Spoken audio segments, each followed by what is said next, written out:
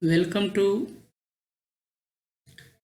SAP security related interview questions. Question is, what are the critical authorization objects that should be taken care while role modification?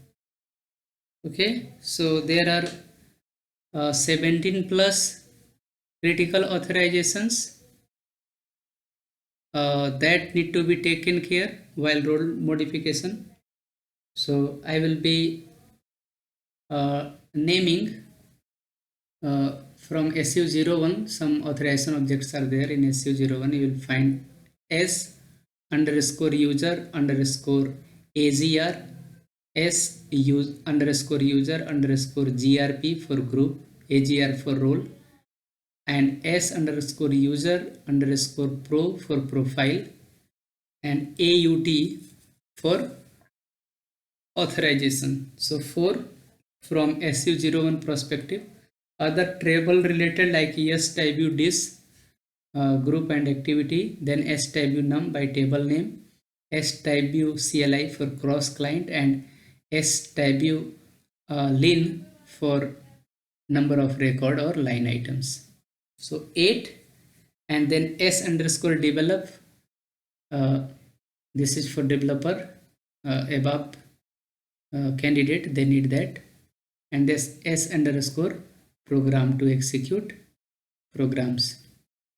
So 10 is over, and then few authorization object related to background job.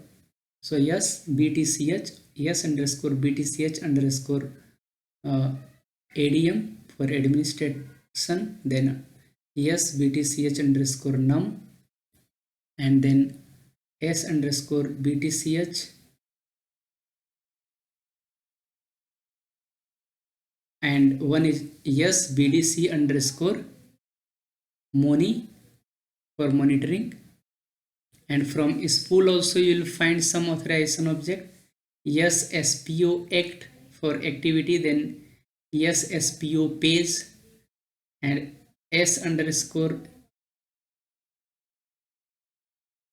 ADMI, something like that. So all these are the critical authorization object which we need to take care while role modification in our day-to-day SAP security activity. Now next question is how to create custom T code in SAP. So to create custom T code, you have to go through one transaction, that is SE93, and there you will find various options what kind of transaction you want to create, like dialog you want to create, or with parameter based you want to create. So you will be choosing the option, and accordingly you will be filling the required fields, and then you will be saving it, so custom transaction will be created. Same question, how to create new transaction is SAP. So this is the same custom T code. Now question is, what is check yes, check no, and don't check? So this question is coming from SU24. If you are working on role modification where you are going to change SU24, like you are going to add authorization object to the T code, you will find check yes means authorization object will be checked, and proposal is yes means it will go to the role once you assign that, once you generate that. Okay, and check dash no means authorization object will be checked, but it will automatically not go to the role, and don't check means authorization object will be not checked at all. Now what is the difference between SRS auth and SRS comp?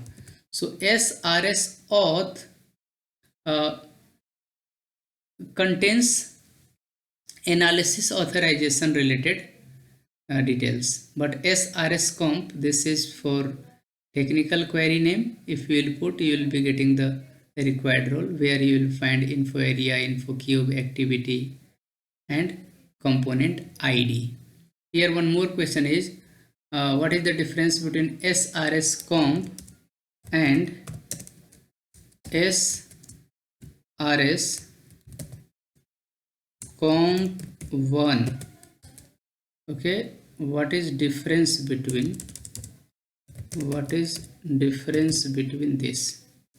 Okay, so SRS comp, uh, here comp 1 is honor based. You will find one field that is honor, but in comp you cannot find that.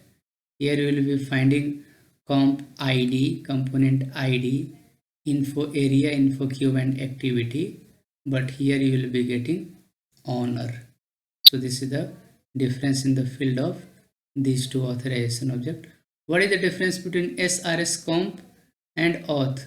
So comp is for technical query and auth is for containing analysis authorization. What does analysis authorization does? So analysis authorization is basically BIBW related authorizations, where by using RSec admin you can create analysis authorizations where info provider, activity and validity, three are mandatory fields, three are mandatory to provide to create analysis authorizations. So hope it will help you to prepare better for better future. Thank you for watching.